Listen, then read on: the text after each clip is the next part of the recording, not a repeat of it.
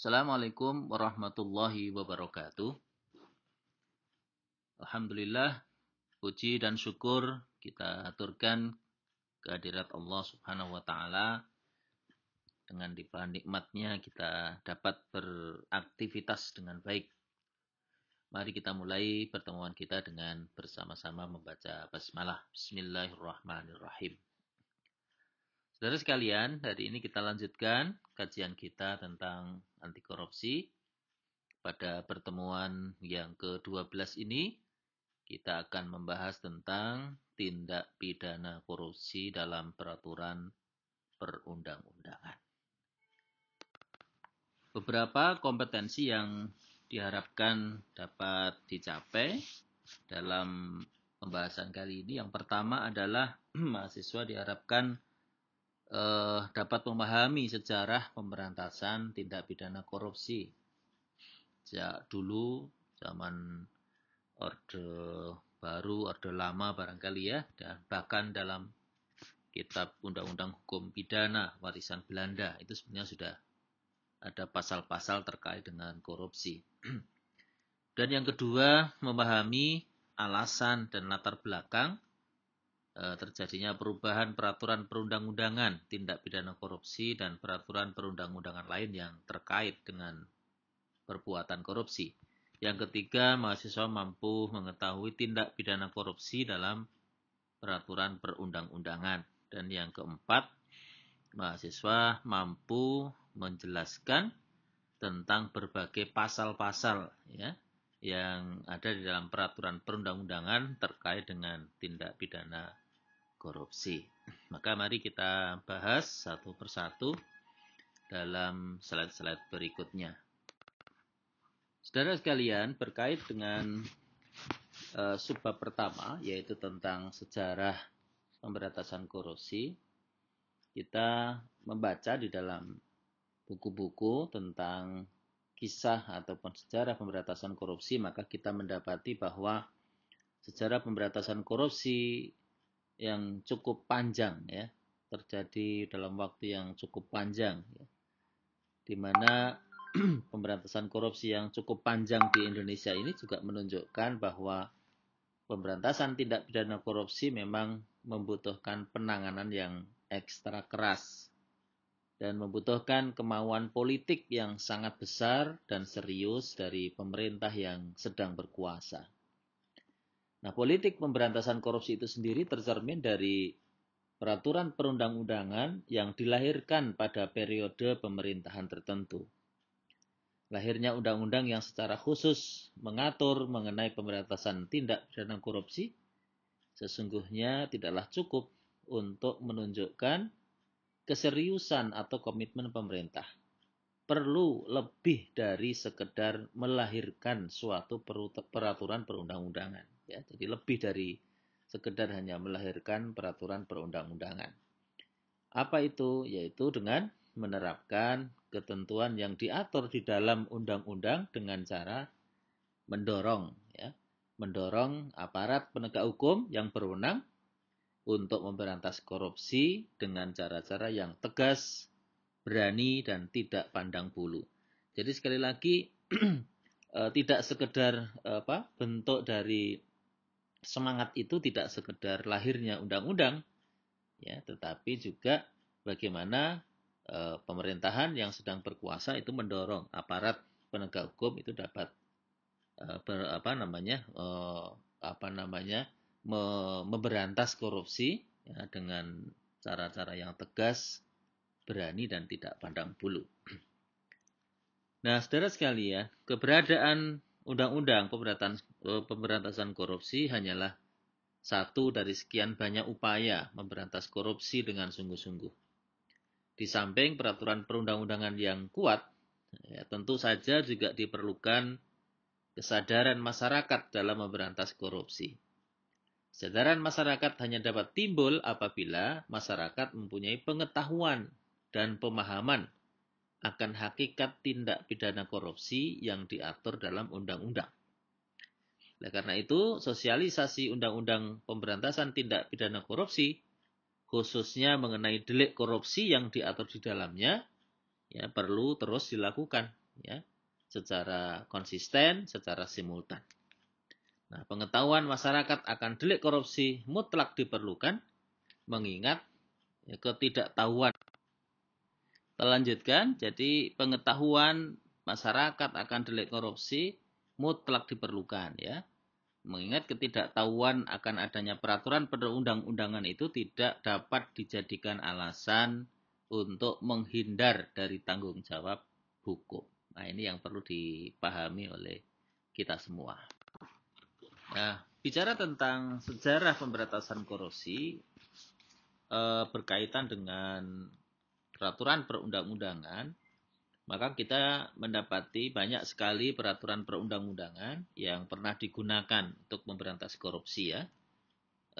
Ada 12 item. Yang pertama dimulai dari delik korupsi yang ada dalam Kitab Undang-Undang Hukum Pidana, ya. Seperti kita ketahui, Kitab Undang-Undang Hukum Pidana ini warisan dari Belanda, ya, yang masih kita gunakan sampai sekarang. Yang kedua ada Peraturan Pemberantasan Korupsi Penguasa Perang Pusat nomor PRT Perpu 013 tahun 1950. Jadi di tahun itu sudah ada peraturan pemberantasan korupsi juga, ya, tahun 50. Kemudian Undang-Undang nomor 24 tahun 60 tentang tindak pidana korupsi. Kemudian nomor 4 ada Undang-Undang nomor 3 tahun 71 tentang pemberantasan tindak pidana korupsi. Yang kelima TAP MPR nomor 11 MPR 1998 tentang penyelenggara negara yang bersih dan bebas korupsi, kolusi, dan nepotisme, ya. Ini masa-masa Orde Baru, ya. Ya. Kemudian 99 Undang-Undang nomor 28 tahun 99 tentang penyelenggara negara yang bersih dan bebas korupsi, kolusi, dan nepotisme. Kemudian tahun 99 juga di Undang-Undang nomor 31 tentang pemberantasan tindak pidana korupsi. Nah, disinilah kemudian kita tahu lahirnya KPK, ya. Kemudian Undang-Undang nomor 20 tahun 2001 ini tentang perubahan atas Undang-Undang nomor 31 tahun 99 tentang pemberantasan tindak pidana korupsi. Kita kenal dengan Undang-Undang Tipikor. Dan nomor 9 ada Undang-Undang nomor 30 tahun 2002 tentang Komisi Pemberantasan Tindak Pidana Korupsi. Kemudian Undang-Undang nomor 7 tahun 2006 tentang pengesahan UNCIC, ya. Jadi ini United Nations Convention Against Corruption. Jadi kita meratifikasi dokumen-dokumen pemberantasan korupsi dari PBB, ya. Kemudian yang ke-11 ada peraturan pemerintah nomor 71 tahun 2000 tentang peran serta masyarakat dan pemberian penghargaan dalam pencegahan dan pemberantasan tindak pidana korupsi. Dan yang terakhir, peraturan yang terkait dengan pemberantasan tindak pidana korupsi adalah Instruksi Presiden nomor 5 tahun 2004 tentang percepatan pemberantasan korupsi.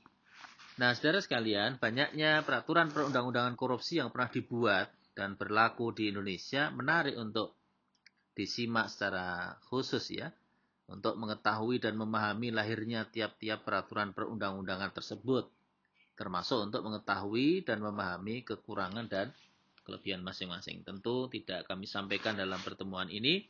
Silahkan teman-teman dapat mengaksesnya di buku atau modul pendidikan anti korupsi yang sudah saya share di pertemuan pertama. Nanti dilihat di KUHP itu pasal berapa saja, kemudian di peraturan pemerintahan terkait dengan pemberantasan korupsi nomor 13 tahun 50 itu apa saja yang diatur, nanti bisa dilihat di dokumen yang sudah dicantumkan dalam modul yang sudah saya bagikan. Selanjutnya, saudara sekalian, kita langsung saja mereview undang-undang terbaru ya yang digunakan sebagai dasar upaya pemberantasan korupsi, yaitu Undang-Undang Nomor 31 tahun 1999 yang kita tahu sudah diubah menjadi Undang-Undang Nomor 20 tahun 2001. Ya, jadi Undang-Undang 31 tahun 99 junto Undang-Undang Nomor 20 tahun 2001. Nah, di mana berdasarkan Undang-Undang Nomor 31 99 junto Nomor 20 2001 tentang pemberantasan tindak pidana korupsi, ya, terdapat 30 jenis. Nah, saya ulangi, terdapat 30 jenis tindak pidana korupsi yang dibagi di dalam 7 kategori. Jadi 30 jenis tindak pidana korupsi itu dibagi dalam 7 kategori. Yang pertama adalah merugikan keuangan negara. Yang kedua penyuapan, yang ketiga pemerasan, yang keempat penggelapan di dalam jabatan, yang kelima perbuatan curang, yang kesembilan gratifikasi, dan yang ke-9 ya, yang ke-8 tadi gratifikasi, yang ke-9 benturan dalam jabatan. Yang ke-7, itu perbuatan curang itu 4, ya 4 ya. Kemudian 1 2 3 4 5 6 7 ya. Jadi ada 7. Nah, kasus kemarin Menteri Sosial itu terkait dengan dimasukkan dalam kategori penyuapan ya, penyuapan dari pihak swasta atau dari pihak ketiga, tetapi ada juga indikasi benturan dalam jabatan ya. Karena ternyata yang menyediakan paket-paket bansos itu ya punya hubungan dengan kementerian. Sementara masyarakat menuntut penerapan pasal yang merugikan keuangan negara. Karena kalau konstruksinya nanti di bentuk yang pertama itu merugikan keuangan negara, nanti hukumannya bisa maksimal, yaitu hukuman mati. Ya, nanti kita lihat saja kira-kira mau dibawa kemana kasus yang menimpa Kementerian Sosial, bahkan menterinya sudah menjadi tersangka, ya, diduga melakukan perbuatan korupsi. Kita kupas satu persatu, teman-teman. Yang pertama adalah bentuk korupsi merugikan keuangan negara, di mana tindak pidana korupsi yang merugikan keuangan negara diatur dalam pasal 2 dan pasal 3 Undang-Undang 31 Undang-Undang Nomor 31 tahun 99. Di mana pasal 2 itu disebutkan setiap orang untuk melakukan perbuatan memperkaya diri sendiri, orang lain, atau suatu korporasi dengan cara melawan hukum, sehingga menyebabkan kerugian bagi negara maupun perekonomian negara. Itu dari sisi pelakunya, itu setiap orang memperkaya diri sendiri. Sementara di pasal 3, setiap orang untuk menyalahgunakan wewenang, kesempatan, atau sarana yang didapatkan karena jabatan atau kedudukan yang dipercayakan kepadanya dengan tujuan untuk memperkaya diri sendiri, orang lain, atau suatu korporasi sehingga dapat merugikan keuangan ataupun perekonomian negara. Nah, jadi nanti kalau hari ini ada berita KPK akan menyelidiki apakah ada di antara hasil korupsi itu mengalir ke partai gitu ya. Nah, kalau ini nanti mengalir ke partai, wah ini nanti bisa masuk ini pasal 3 gitu ya. Ini masuk pasal 3 sehingga ya ketika uang hasil korupsi itu mengalir ke partai, ya mengancam eksistensi partai. Nanti kita lihat saja apakah hasil penyelidikan membuktikan ataukah tidak. Nah, ini yang pertama, itu merugikan keuangan negara. Berikutnya adalah bentuk korupsi yang kedua, penyuapan. Nah, untuk penyuapan ini diatur dalam beberapa pasal. Salah satunya adalah suap menyuap pegawai negeri serta penyelenggara negara yang diatur dalam pasal 5 ayat 1 huruf A dan B. Kemudian juga diatur dalam pasal 13, pasal 5 ayat 2, pasal 12 huruf A dan B, serta pasal 11 dari Undang-Undang 31 tahun 99. Jadi cukup banyak sekali pasal-pasal yang mengatur tentang penyuapan, bentuk tindak pidana korupsi penyuapan. Nah, kemudian yang ketiga, pemerasan. Untuk pemerasan itu diatur dalam pasal 12 huruf E. Di sana disebutkan bahwa pegawai negeri atau penyelenggara negara memaksa seseorang memberikan sesuatu, membayar atau menerima pembayaran dengan potongan, atau mengerjakan sesuatu bagi dirinya secara melawan hukum atau dengan menyalahgunakan kekuasaannya dengan tujuan menguntungkan diri sendiri atau orang lain. Itu di huruf E-nya. Sementara pasal 12 huruf F, pegawai negeri dan penyelenggara negara memeras pegawai negeri lainnya. Nah, ini juga masuk dalam pasal pemerasan. Sementara pasal 12 huruf G-nya, pegawai negeri atau penyelenggara negara yang pada waktu menjalankan tugas meminta atau menerima pekerjaan atau penyerahan barang seolah-olah merupakan utang kepada dirinya, padahal diketahui bahwa hal tersebut bukan merupakan utang. Nah, ini adalah bentuk pemerasan yang biasanya disamar-samarkan, kira-kira begitu. Nah, inilah penjelasan untuk tindak pidana korupsi berupa pemerasan. Berikutnya, saudara, untuk korupsi yang lainnya yang diatur dalam peraturan perundang-undangan adalah penggelapan dalam jabatan. Teman-teman bisa melihat aturan hukum tentang penggelapan dalam jabatan ini yang diatur dalam pasal 8, pasal 9, pasal 10A, B, C, Undang-Undang 31, 99, Junto Undang-Undang Nomor 21 Tahun 2001, di mana di sana disebutkan pegawai negeri atau pegawai atau orang lain selain pegawai negeri yang ditugaskan menjalankan suatu jabatan. Di pasal 8, ya, larangannya adalah dengan sengaja menggelapkan uang atau surat berharga. Kemudian dilarang juga membiarkan uang atau surat berharga diambil atau digelapkan oleh orang lain. Jadi membiarkan orang lain yang melakukan pun itu juga termasuk pelanggaran, ya. Kemudian juga membantu dalam penggelapan. Itu di pasal 8-nya.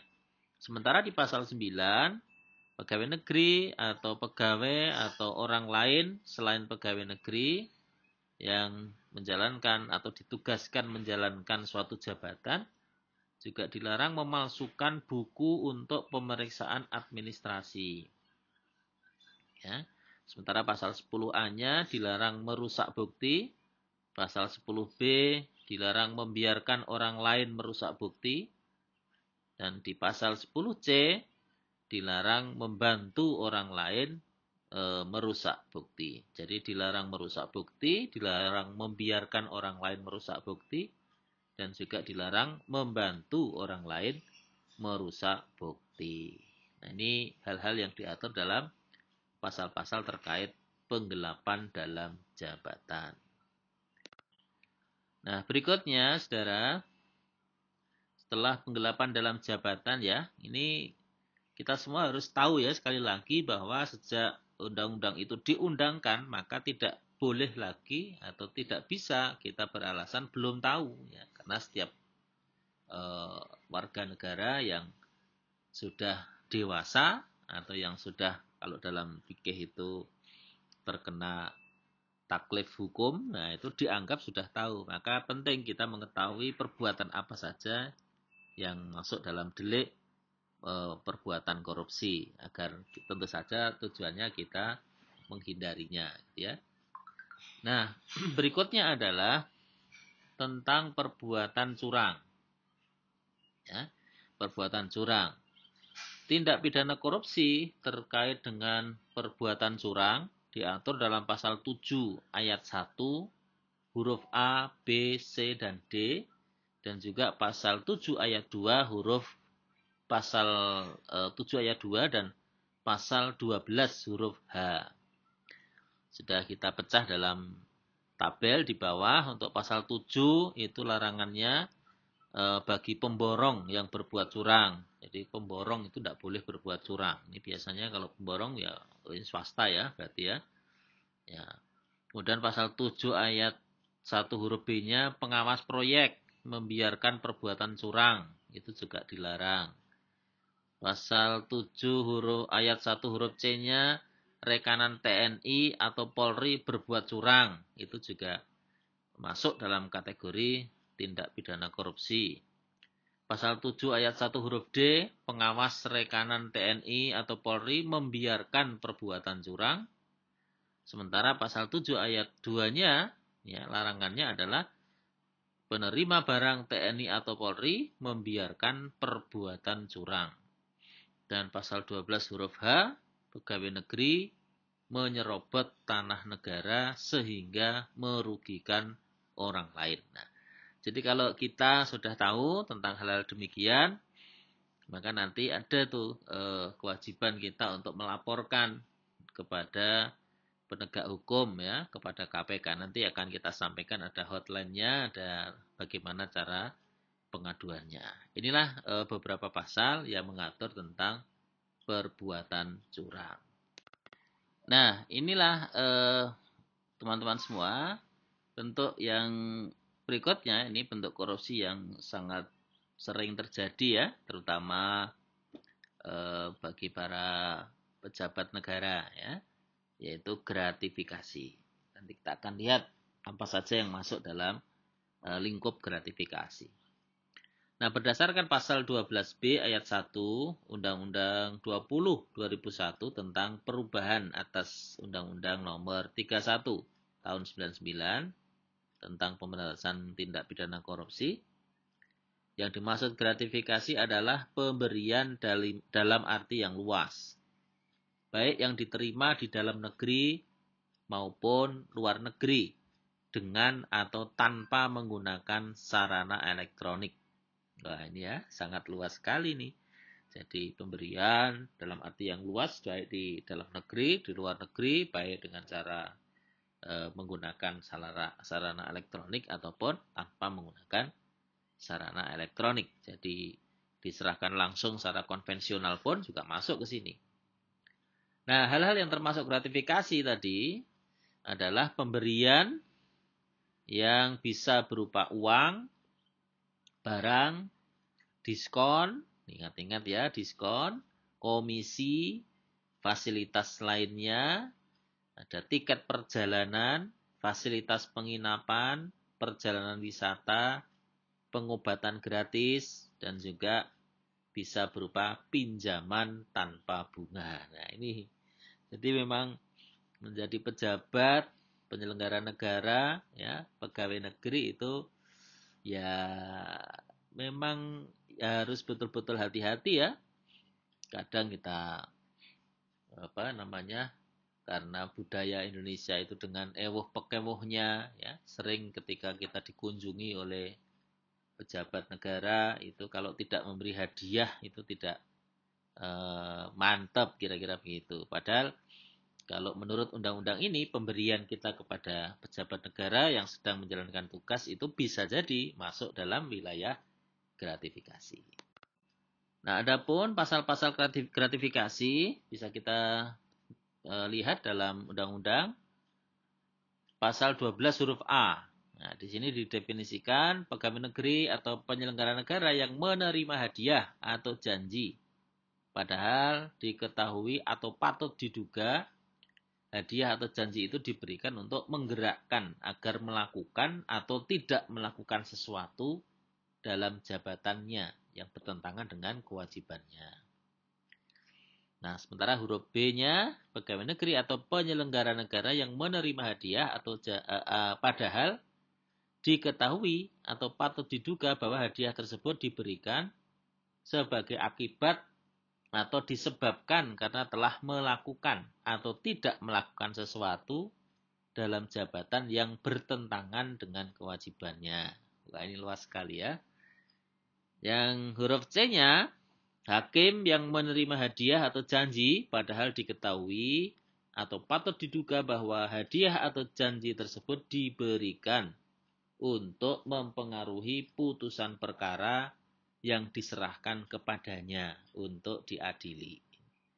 Nah, jadi secara lebih khusus di huruf C-nya ini adalah kepada hakim yang terkait dengan perkara yang sedang diadilinya. Nah, selanjutnya saudara di pasal 12B ini ya, ini rinciannya. Berapa sih nilainya? Itu masuk dalam gratifikasi. Jadi pasal 12B Undang-Undang Nomor 31 Tahun 99 junto Undang-Undang Nomor 20 2001 di ayat 1-nya, setiap gratifikasi kepada pegawai negeri atau penyelenggara negara dianggap pemberian suap, apabila berhubungan dengan jabatan dan yang berlawanan dengan kewajiban atau tugasnya dengan ketentuan sebagai berikut. Yang nilainya 10 juta rupiah atau lebih, maka pembuktian bahwa gratifikasi tersebut bukan merupakan suap dilakukan oleh penerima gratifikasi. Tapi kalau yang nilainya kurang dari 10 juta, pembuktian bahwa gratifikasi tersebut bukan suap, bahwa gratifikasi tersebut adalah suap, dilakukan oleh penuntut umum. Ya, jadi ini perbedaannya. Kemudian di ayat 2-nya, pegawai negeri atau penyelenggara negara sebagaimana dimaksud dalam ayat 1 tadi adalah pidana. Pidana bagi pegawai negeri atau penyelenggara negara yang tadi disebut pada ayat 1, pidananya adalah penjara seumur hidup. Waduh, lama juga ya. Atau pidana penjara paling singkat 4 tahun. Dan paling lama 20 tahun. Dan pidana denda paling sedikit 200 juta rupiah dan paling banyak 1 miliar rupiah. Wah, ini ternyata banyak juga ya gratifikasi yang masuk di dalam pengertian suap ya. Jadi penjara bisa seumur hidup atau paling singkat 4 tahun. Bagaimana kasus Kementerian Sosial? Memang ini sudah ramai ya. Jadi masuk dalam pidana penyuapan. Nah, itu memang ancaman hukumnya seumur hidup gitu.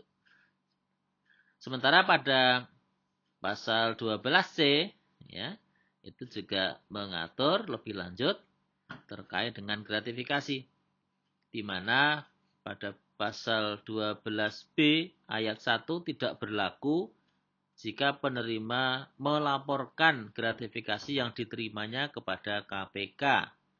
Nah, jadi kalau kita misalnya ada seorang pejabat atau pegawai negeri itu mendapatkan gratifikasi, kemudian dilaporkan ke KPK, maka ketentuan pada pasal 12.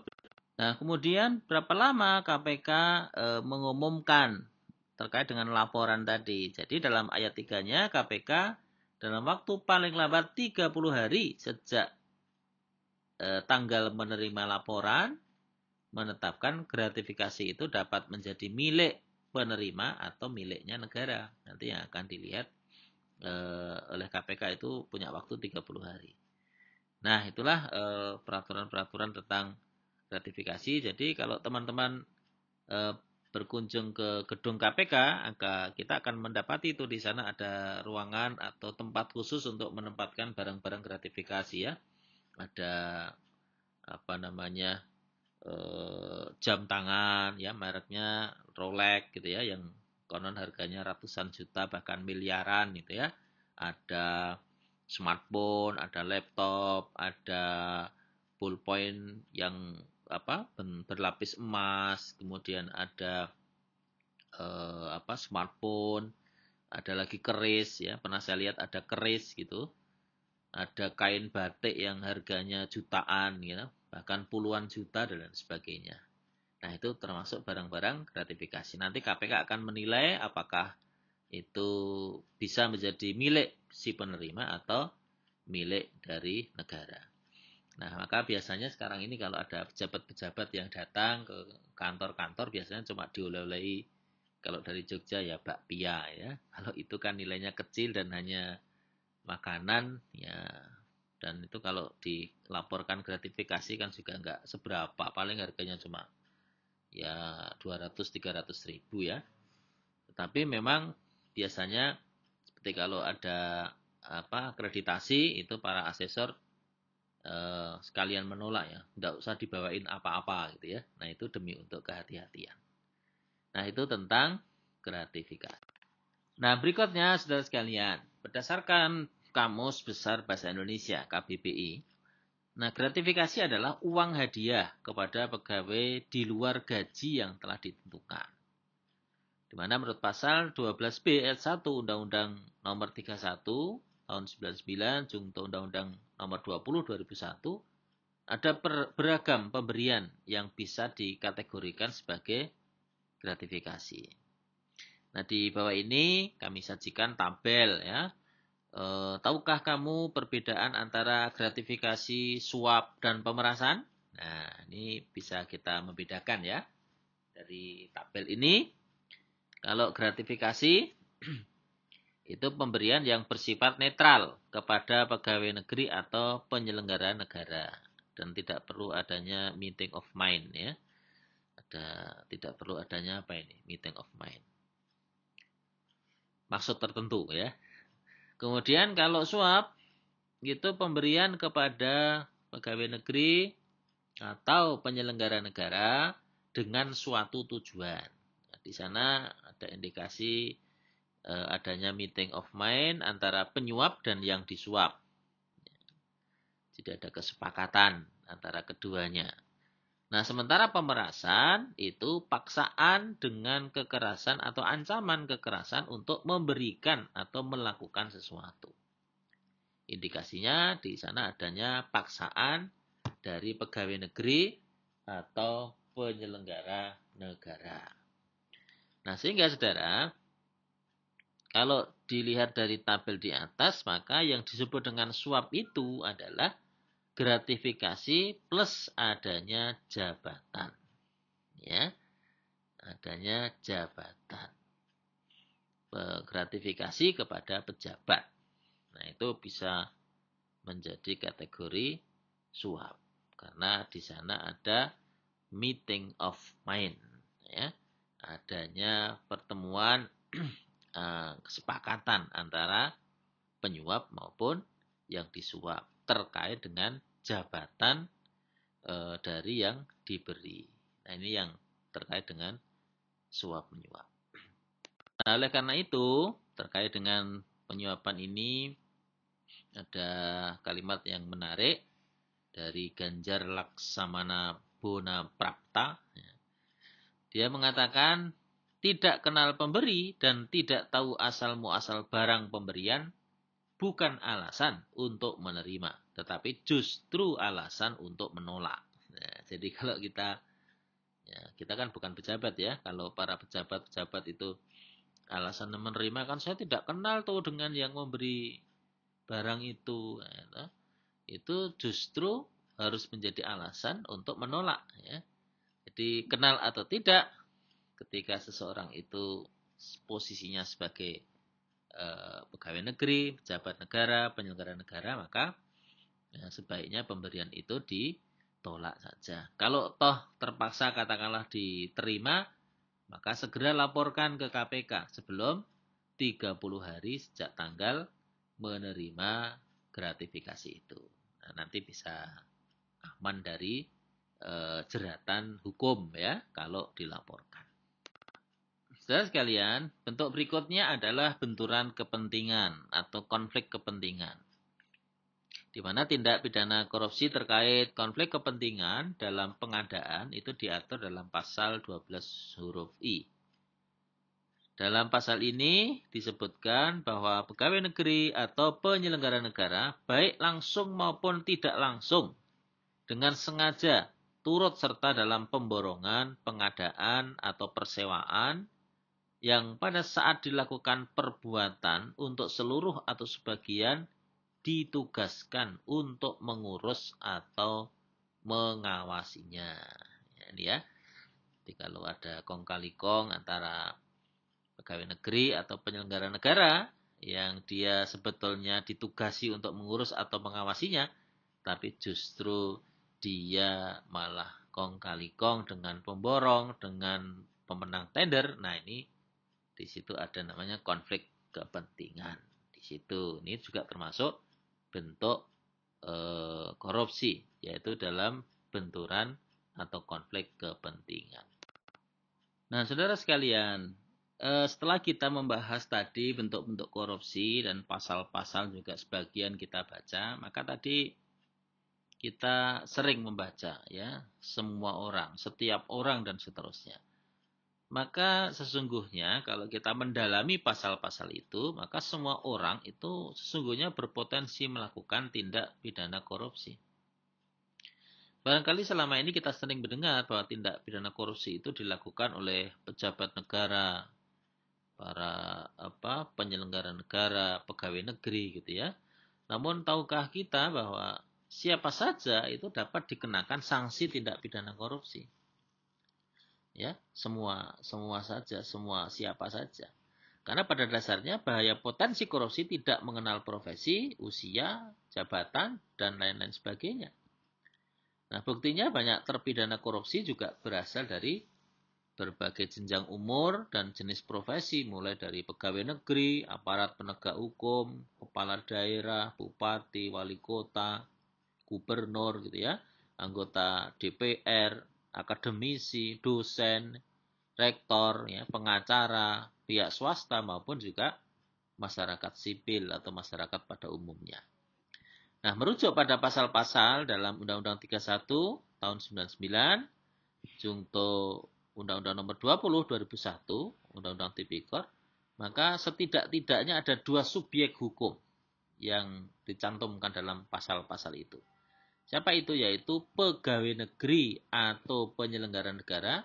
Dan yang kedua, subjek hukumnya adalah setiap orang. Wah, kalau sudah setiap orang ini berarti siapa saja. Tidak harus pegawai negeri atau penyelenggara negara. Maka semua orang berpotensi melakukan tindak pidana korupsi. Tidak harus dia sebagai ASN, tidak harus dia sebagai pegawai negeri atau penyelenggara negara. Istilah pegawai negeri dalam Undang-Undang Tipikor memang merujuk pada pengertian pegawai negeri dalam Undang-Undang Pokok Kepegawaian ya, yang saat ini diubah dengan Undang-Undang Nomor 5 tahun 2014 tentang ASN, yaitu warga negara Indonesia yang memenuhi syarat tertentu diangkat sebagai pegawai ASN secara tetap oleh pejabat pembina kepegawaian untuk menduduki jabatan pemerintah. Nah, tidak hanya itu, Undang-Undang Tipikor itu juga memperluas pengertian pegawai negeri dengan ketentuan sebagai berikut. Jadi bukan hanya ASN ya, teman-teman ya. Perhatikan di sini, yang termasuk pegawai negeri itu adalah pegawai negeri yang dimaksud dalam Kitab Undang-Undang Hukum Pidana. Yang kedua, orang yang menerima gaji atau upah dari keuangan negara atau daerah. Jadi semacam saya ini juga disebut pegawai negeri dalam artian karena saya menerima sertifikasi dosen itu dari APBN gitu ya. Menerima gaji berupa gaji sertifikasi dosen dari APBN. Maka dalam kategori ini saya juga disebut pegawai negeri meskipun saya bukan ASN. Yang ketiga, orang yang menerima gaji atau upah dari suatu korporasi yang menerima bantuan dari keuangan negara atau daerah. Ya, korporasi, perusahaan yang menerima bantuan dari APBN atau APBD dan kita menerima gaji dari perusahaan itu juga termasuk disebut sebagai pegawai negeri. Yang keempat, orang yang menerima gaji atau upah dari korporasi lain yang mempergunakan modal atau fasilitas dari negara atau masyarakat. Jadi pegawai negeri itu sangat luas sekali ya. Jadi tidak hanya ASN saja. Maka dari definisi tersebut dapat disimpulkan bahwa orang yang menerima gaji atau upah dari keuangan negara atau daerah dapat dikategorikan sebagai pegawai negeri meskipun tidak berstatus sebagai PNS ataupun ASN. Assalamualaikum warahmatullahi wabarakatuh. Alhamdulillah, puji dan syukur kita aturkan ke saudara sekalian. Kita lanjutkan sekarang bentuk-bentuk lain, tindak pidana lain yang berkaitan tindak pidana korupsi ya. Jadi ada beberapa tindakan yang sekarang ini juga dikategorikan tindak pidana korupsi. Apa saja? Yang pertama, merintangi proses pemeriksaan perkara korupsi ya. Yang kedua, tidak memberikan keterangan atau memberikan keterangan tidak benar. Kemudian yang ketiga, bank yang tidak memberikan rekening tersangka, yang tidak memberikan informasi rekening tersangka. Yang keempat, saksi atau ahli yang tidak memberikan keterangan atau memberikan keterangan palsu. Ini juga bisa terkena pasal ya dalam undang-undang. Yang kelima, orang yang memegang rahasia jabatan tidak memberikan keterangan atau memberikan keterangan palsu. Dan yang keenam, saksi yang membuka identitas pelapor. Ya. Jadi banyak sekali sekarang ini beberapa tindakan yang masuk dalam kategori tindakan atau perbuatan korupsi. Berikutnya ini relatif ya tidak baru sebetulnya. Di Undang-Undang Nomor 8 tahun 2010 ya, di pasal 1 ini mengatur tentang TPPU, tindak pidana pencucian uang ya.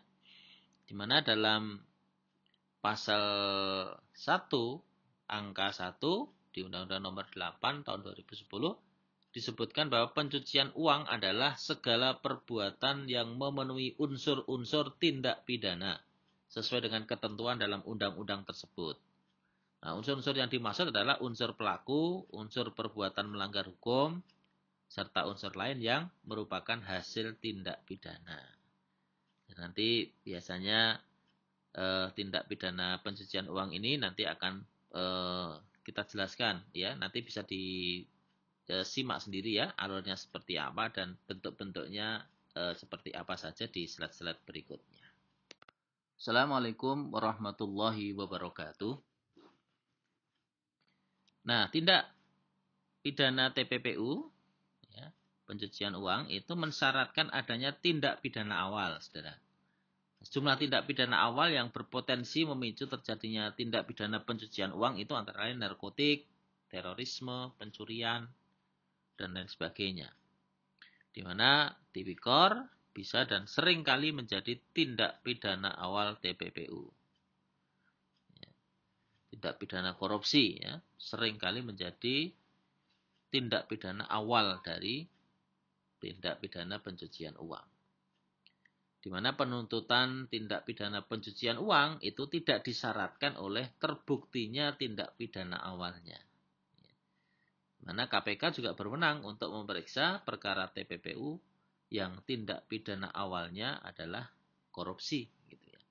Nah tentu saja ya biasanya kalau orang korup itu untuk menghilangkan jejak, nah mereka membelanjakan atau mencucikan uangnya untuk ya entah ditransfer ke siapa, dibelikan aset-aset, berikan tanah, properti, berikan kendaraan dan lain sebagainya. Nah itu termasuk bagian dari tindak pidana pencucian uang yang sering kita dengar dalam sidang-sidang tipikor yang disiarkan secara langsung di televisi. Assalamualaikum warahmatullahi wabarakatuh. Alhamdulillah, puji dan syukur kita aturkan kehadirat Allah Subhanahu wa taala. Dengan limpahan nikmatnya kita Yang terakhir, saudara, ini ada beberapa hal lagi terkait istilah-istilah dalam peraturan perundang-undangan terkait pemberantasan korupsi. Sering kita mendengar ada whistleblower, ya. Apa itu? Nah, whistleblower itu adalah seseorang yang bersedia mengungkap fakta sebuah kejahatan yang terjadi. Namun orang tersebut tidak terlibat dalam tindak pidana tersebut. Jadi dia terbebas dari perilaku korupsi, tapi dia bersedia mengungkap fakta sebuah kejahatan yang terjadi karena dia mengetahui ada orang atau sekelompok orang melakukan tindak pidana korupsi, tapi dia tidak ikut di dalamnya. Itu namanya whistleblower. Nah, beda dengan justice collaborator yang sering kita lihat para koruptor sering mengajukan permohonan menjadi justice collaborator, ya, GC, ya. Nah, kalau GC lain lagi, ya. Jadi kalau justice collaborator itu salah satu pelaku tindak pidana yang dia mengakui kejahatannya dan bekerja sama dengan aparat penegak hukum dengan memberikan keterangan sebagai saksi dalam proses peradilan untuk mengungkap pelaku-pelaku lain yang memiliki peran lebih besar dari dirinya. Ya. Jadi kalau JC itu dia melaporkan bersedia sebagai saksi, tapi dia juga pelaku korupsi. Tapi kalau whistleblower, dia tidak menjadi pelaku korupsi, tapi melaporkan tindak pidana korupsi. Oke, saya kira itu dua istilah yang sering kita dengar dalam pemberantasan korupsi. Nah, sebagai materi terakhir, kita juga mengenal akhir-akhir ini pemerintah mengenalkan apa yang disebut dengan saber pungli, ya, singkatan dari sapu bersih pungutan liar, di mana Satgas ini dibentuk oleh Menko Polhukam melalui peraturan Presiden nomor 87/2016, di mana tugas saber pungli itu mencakup pemberantasan praktek pungutan liar secara efektif dan efisien. Nah, Satgas ini memiliki 4 fungsi. Yang pertama fungsi intelijen, kemudian yang kedua adalah pencegahan dan sosialisasi. Yang berikutnya adalah penindakan. Dan yang keempat adalah justisi, yaitu memberikan masukan dan saran kepada ketua pelaksana berkaitan dengan pelaku yang sudah dilakukan penindakan secara administrasi maupun pidana. Assalamualaikum warahmatullahi wabarakatuh. Baik, saya kira itu